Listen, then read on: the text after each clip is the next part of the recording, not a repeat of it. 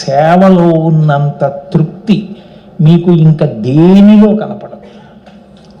ఆకలితో ఉన్న వాళ్ళకి అన్నం పెట్టి వాళ్ళు కడుపు నిండా తిని సంతోషపడి వెళ్ళిపోతుంటే పొందే తృప్తి మీకు ఇంకెక్కడా కనపడదు.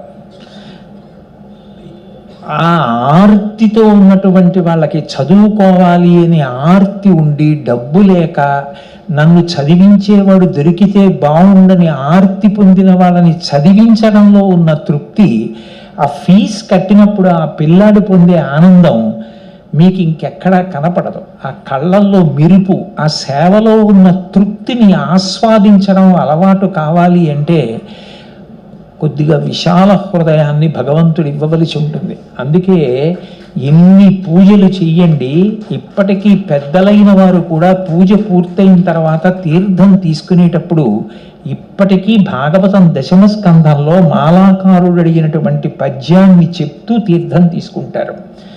నీపాద కమల సేవయు నీపాదార్చకులతోడి నెయ్యమును నితాంతాపార భూతదయయు తాపసమందార నాకు దయసేయగదే.